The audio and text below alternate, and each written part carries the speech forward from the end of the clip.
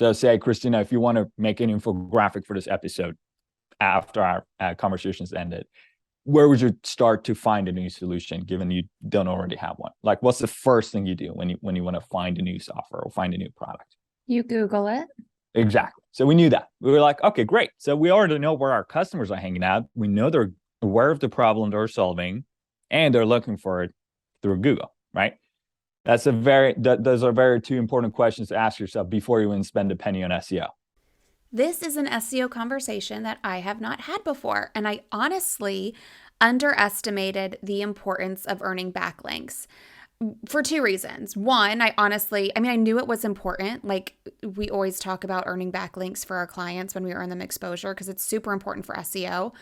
But I spend a lot of my time on my lifestyle blog, specifically Christina All Day, focusing on keywords and not really taking the time to focus on backlinks. And that is a big mistake, as you are about to hear from Farzad Rashidi. He tells a story about how he built the traffic to one website, like by insane amounts, just by focusing on backlinks. Yes, keywords are part of it, but you are in charge. You are in control of those keywords and getting those blog posts and those articles on your website. What you don't control is who backlinks to your website, and he is going to talk about how to do that. He actually created software to do this for the company he worked for, and then he just took the software out to the masses. Kind of like I did with Podcast Clout. I created Podcast Clout to help me and my agency, and then I was like, oh, other people in PR need this, so let me tell them about it. So we have very similar stories, and there's so much overlap between what he does and what I do, as you will hear. We can earn you media exposure, and we can cross our fingers for the backlink, but we don't always get the backlink. He tries to get you the backlink. Sometimes it's media exposure, sometimes it's not, but the goal is the backlink. So even though the goals are different, the ending result sometimes is the same. So this was a really cool interview with Farzad. I'm definitely going to be checking out Respona, so you can check out the show notes for this episode and you can get the information there. And I also link to Podcast Clout as well in the show notes since we chat about that. Okay, enough with me blabbering on. Here is Farzad Rashidi. Ever wonder how some people seem to get all the media coverage, but you don't? Go behind the scenes with a TV reporter, national on-air host, and news contributor who's interviewed celebrities, took you inside the Versace mansion, and even stood on a chair to interview basketball legend Alonzo Mourning. Get ready, because Become a Media Maven is the podcast where Christina Nicholson is sharing secrets from her years in front of the camera, in the editing booth, and now behind the podcast mic. Farzad, welcome to the Become a Media Maven podcast. Thank you so much for having me, Christina. I am excited to have you because one, I was checking out Respona, and two, I was referred to you by a former guest, Melissa Kwan. I said, who else should I interview? Who else has cool stories? And she was like, you got to talk to Farzad Rashidi from Respona. So here you are. Respona is a link building outreach software.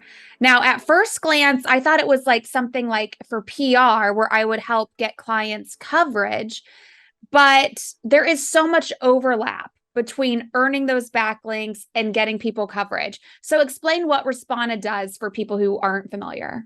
Sure thing. So Respona is basically, as you mentioned, a link building outreach platform that helps you identify, I would say, relevant blogs and publications in your space in order to collaborate with them to ideally result in those high authority backlinks to your website that ultimately leads to your website gaining more organic traffic from Google.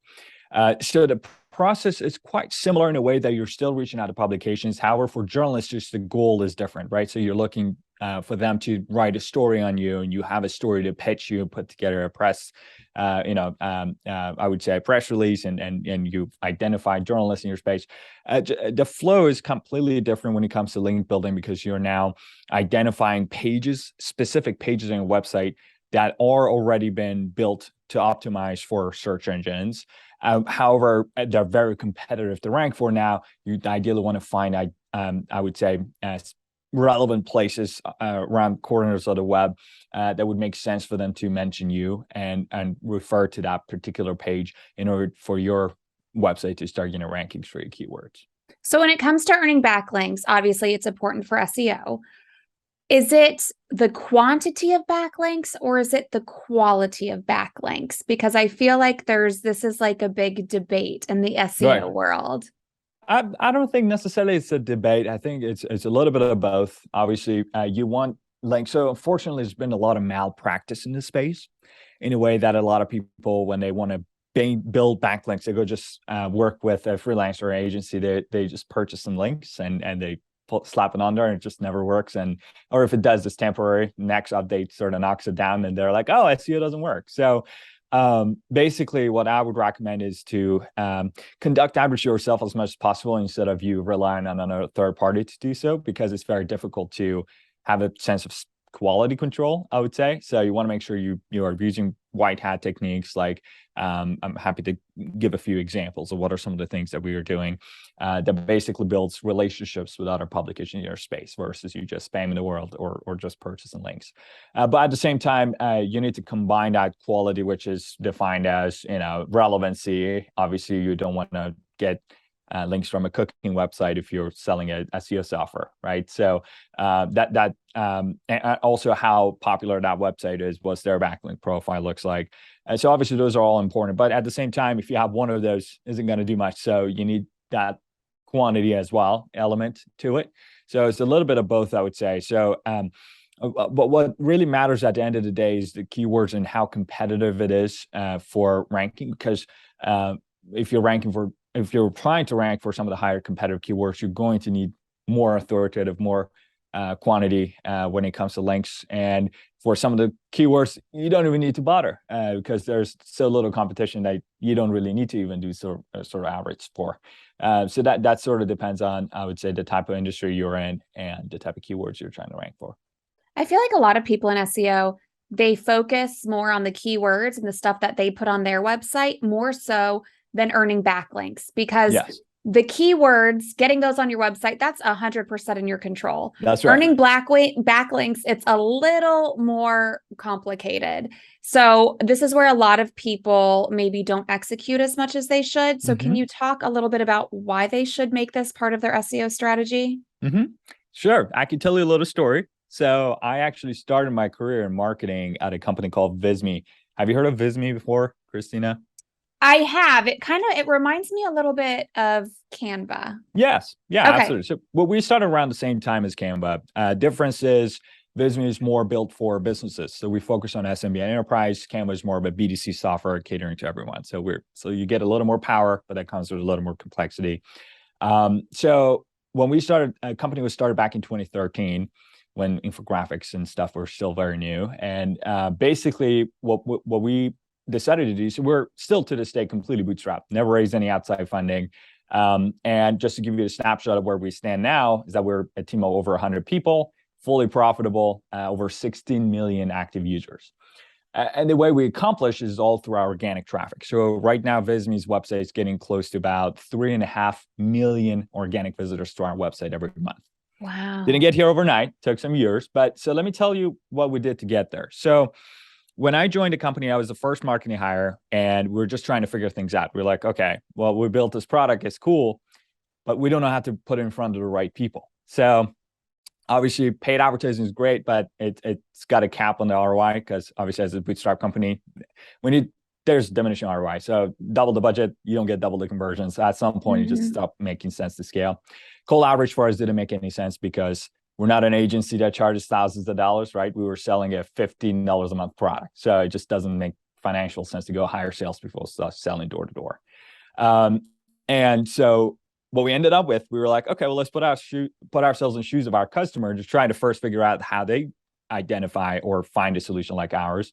So say, Christina, if you want to make an infographic for this episode after our conversations ended, where would you start to find a new solution, given you don't already have one? Like, what's the first thing you do when you want to find a new software or find a new product? You Google it.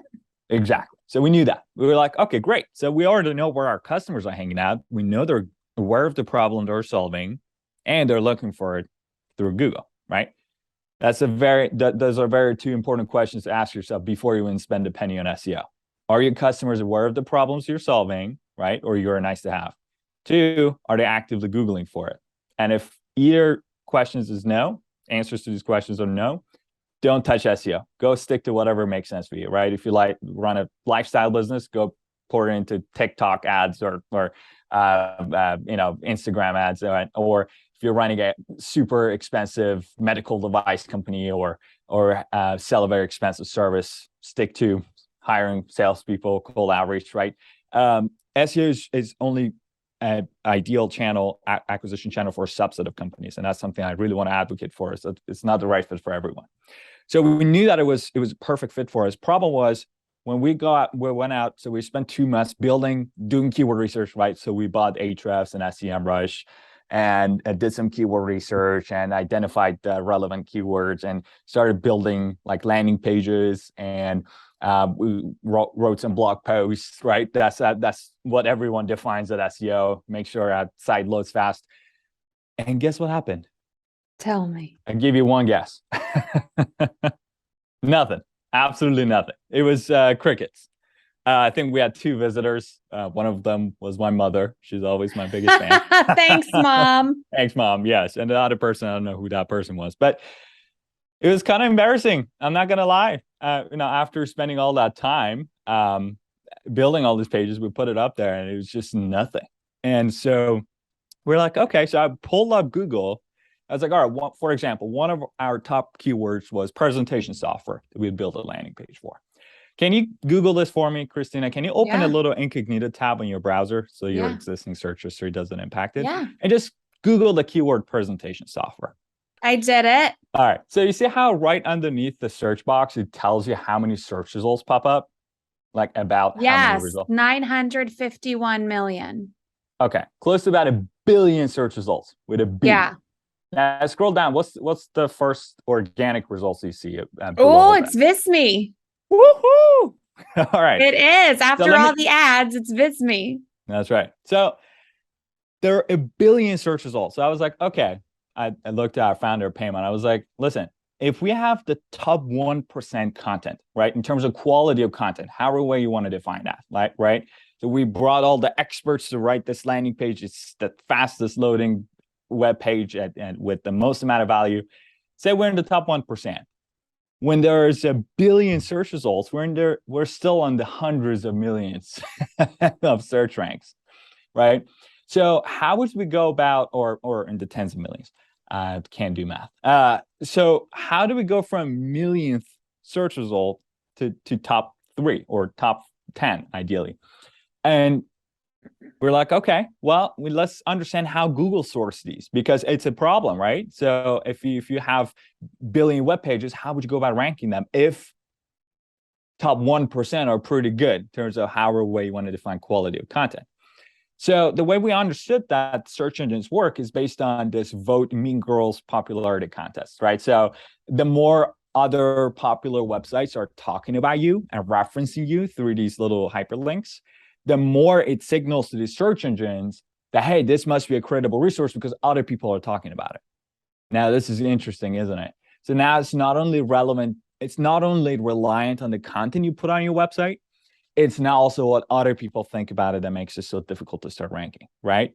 So then we started basically allocating our resources that way. So right now, up to this day, we spend 80% of our resources on content promotion, 20% on content creation. So what that means that when we spend 10 hours promoting a piece or creating a piece of content, we spend 40 hours on promotion. And that's why we treat each one of the pages on our website as a project that we need to do link building for. And that process was sort of done completely manual. It's very extremely hard to find the right opportunities, find the right person in charge, get their contacts, the good old spiel of outreach and personalization, all that stuff. So we built that whole process under one roof. It was sort of our secret sauce, internal software for about 1.5 years. It just worked ridiculously well. So we decided to release it as a standalone product. That's how Respona was born as a company. That's wild that you built it just to help yourself and then released it. I kind of did something similar, honestly, with Podcast Clout. I created Podcast Clout to help myself and my PR agency, and then I saw that there was a need for other PR agencies to build a podcast pitch list that was super custom with only currently ranked top podcasts. So that's when I just kind of released it into the world. So That's right. we have a similar software. So tell me how Respona works for people who haven't jumped in there, haven't done a demo, haven't done the trial. How does it work, and how does it actually help you get backlinks? Sure. So there's a ton of different average tactics you can, because link building is a very broad term. It's just the way I define it is just building relationships with other relevant publications in your space. So step one is discovery. So understanding, okay, for this page, what are some of the strategies I'm going to follow? And based on that strategy, what are the right group of websites for me to reach out to? For example, when you put together a content piece and you like to see, okay, what are some of the other competing pieces that are ranking for this keyword? Where are they getting their links from? And then kind of reverse engineering that process. So Respona helps you kind of find what are some of these publications for each one of your pages that you potentially want to reach out to. Then the second step is to find the right person at those publications, right? So who's actually in charge of their content, who's managing their blog, not just a random person at the company or just their support email, right? So find the right person to reach out to. Get their contact information. What's the best email address? What's their social profile so we can interact with them through multiple channels? And then there's an email automation aspect to it. So Respona basically connects your email, helps you basically send those emails, and you can personalize it before it gets out so that you can actually add a manual touch of personalization plus automated variables that work through, and also automating the follow-up so that the entire basically sending the follow-up actions are automated. So the whole flow from discovery to getting the contacts to outreach is sort of built through a 4-step process, and that's what we call a campaign in Respona. So basically, you can run campaigns. So any sort of tactic you want to follow. We do have a small portion of our software is podcast outreach. So it helps. It's a similar flow, right? So help you find the right podcast, get their contact information, which you guys already have a database for. So that's great. But then the other aspect is, okay, let's reach out to them and now manage the relationship after. So once they reply back, we have a little CRM to take care of the basically of the entire workflow from start to finish. So what do you say in these emails when you reach out to them? So we have an outreach strategy hub that I like to refer people to, because we can spend probably close to about 20 hours talking about strategies. So the free resources ungated on our website. Just go to respona.com, respona.com. At the bottom, there's an outreach strategy hub. Give you ready to use recipes and templates. So basically it gives you instructions, even if you don't have access to Respona. If you don't want to pay for it, that's fine. Just do it manually, replicate it. It's just going to take a little more time. So you go through the process. Okay, for example, podcast outreach, look up a name of a person in your industry. Like look up Farzad if you're in the SaaS industry and see where Farzad's getting all their interviews, right? So then you come across Media Maven with Christina. All right, then Respona is going to help you get Christina's email. Then you can go ahead and we will pull the last episodes of the podcast, and then you can personalize that pitch, and Respona automatically sends those emails on your behalf from your email account. So that's one strategy. So what we call the podcast strategy. And there's a ton of other content promotion strategies and other link building tactics like guest posting and competitor backlinks, anchor tags. And so all of them have different templates. So thinking about templates though, it doesn't really matter what you say in the template, as long as you have 3. So that's the common theme for all sorts of outreach tactics. Is you want to hit 3 pillars outreach, and that's something that I had to train our team. So the text of the template is irrelevant because it's entirely reliant on the strategy. But the 3 pillars are: 1 is incentive, because nobody cares about you or your business as a policy. Just going with that mindset. So what's in it for them, right?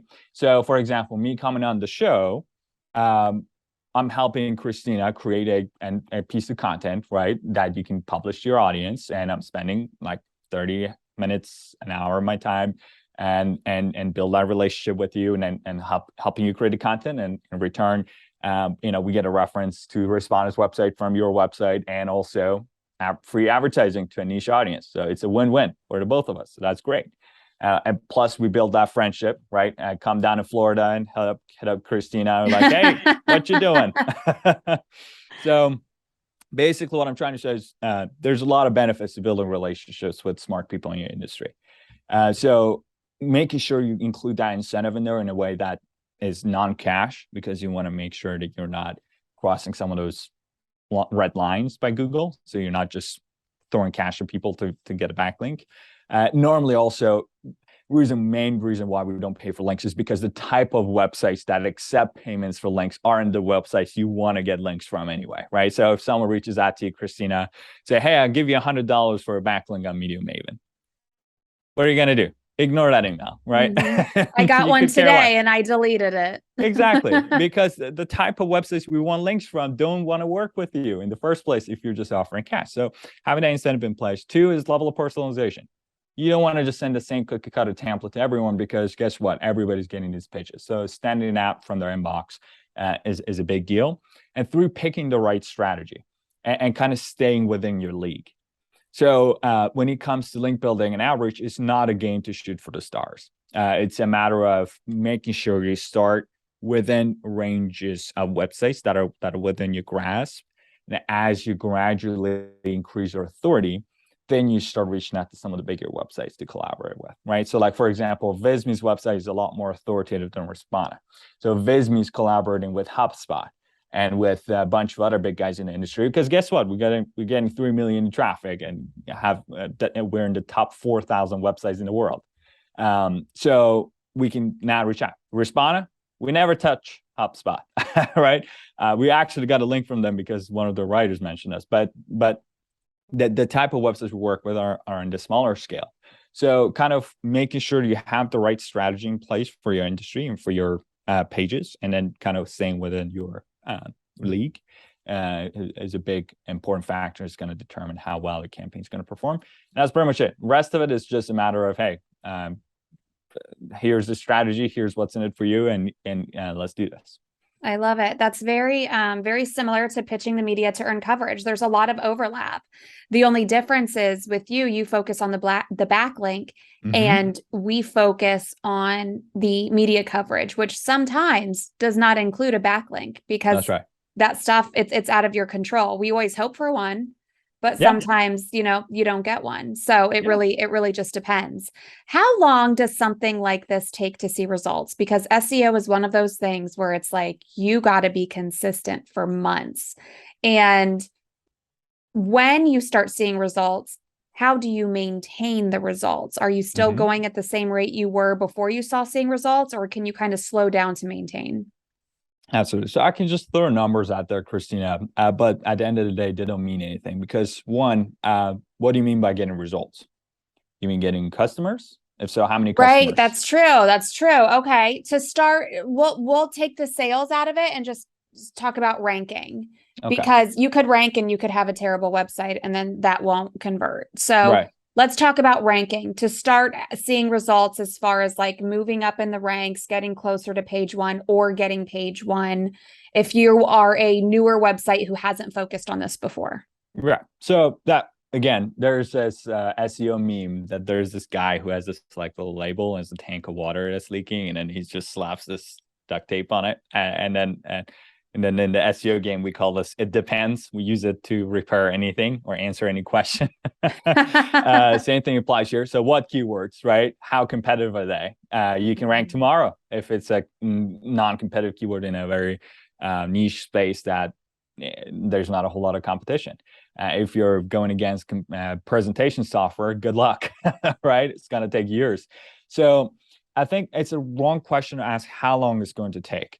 The better question to ask is, hey, is this the right strategy for my business? Is this a customer acquisition strategy that's going to bring results? And if so, then the amount of time it's going to take is entirely reliant on the amount of resources you're spending on it, the strategy you have behind your SEO, and also at the same time, how competitive is your industry? What niche are you in, right?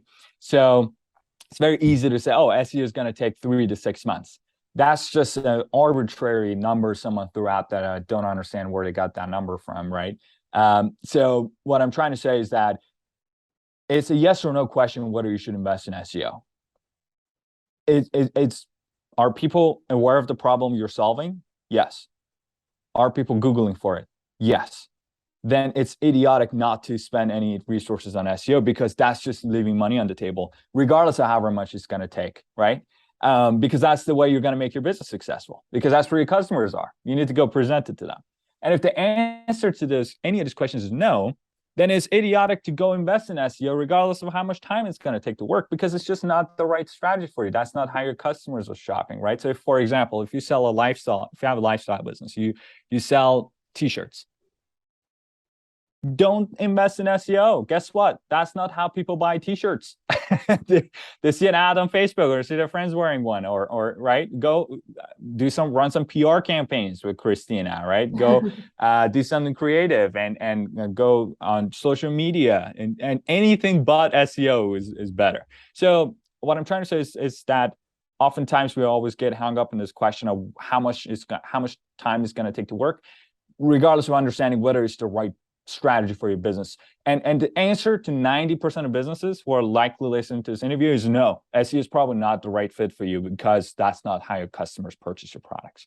And if the answer is yes, then you got to throw everything at it to make sure it's successful, because guess what?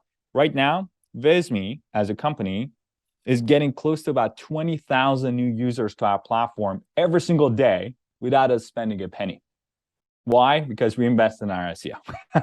Respona is now getting close to about 100,000 people to our website every single day. Every single month. And the way we've gotten to this point is because we started investing in it day one, because that's how we knew that this is where our customers are doing to find a solution like ours.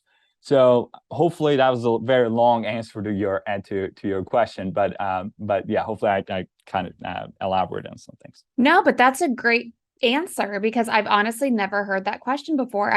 Or never heard that answer before. I always hear the answer 3 to 6 months, because this stuff takes time and all of that. So I appreciate your honesty. I also have the same problem when people say, oh, well, in PR, where are you going to get me and how are you going to get me there? And most PR agencies will answer, and they will give some bullshit answer, because that's what they want the other person to believe. That's what the other person wants to hear. But you can't say where you're going to get somebody and when you're going to get them there, because that is out of your control. The only way you can say that is if you're paying for ads, and we're not talking about ads. And it's very similar in earning backlinks. So there's so many synergies that I totally understand what you're saying, and I appreciate your honesty. Farzad, is there anything else you want to add that I should have asked before we say goodbye? No, I think you nailed it, Christina. This was a very insightful interview. Hopefully, you guys are listening. I also enjoyed it. I think the only thing is we have a lot of free educational material on Respona's blog. So if Respona is, if SEO is the right strategy for you, you have already done the keyword research, build your pages, and you're now ready and primed for kind of getting those pages up the rankings. Don't go pay for all these fancy tools at once. Go read some free material, start doing some outreach yourself manually, right? And kind of understand the process, see how well it works. So have a proof of concept. Now you're ready to pour gasoline on the fire, and then tools like Respona become relevant, because at that point it's a matter of saving time.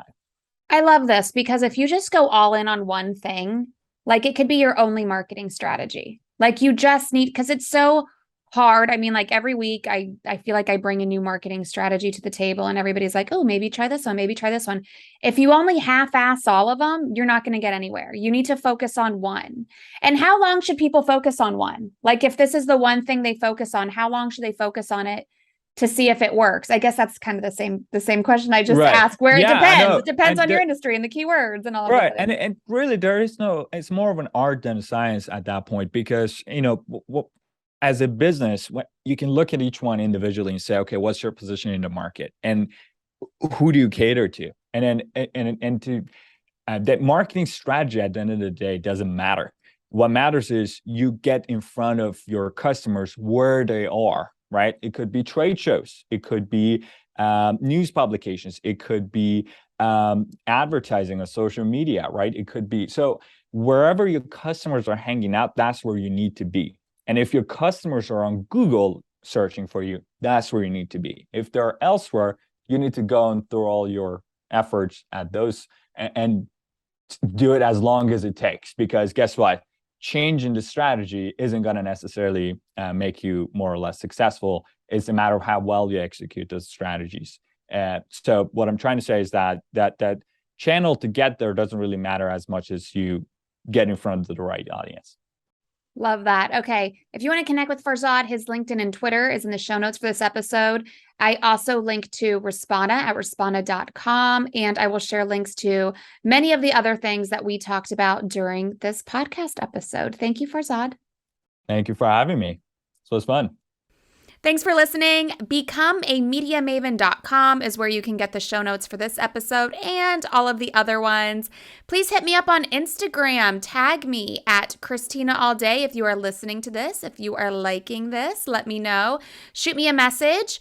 I just got a lovely message today from a listener who told me that she was liking the podcast that I did on FinCon when I was talking about my experience and all of the sessions that I attended. So thank you so much to Hey Sarah Atkins at Realtor and Renovator for letting me know that you were loving my podcast episode and going back and listening to it a second time. I really appreciate it.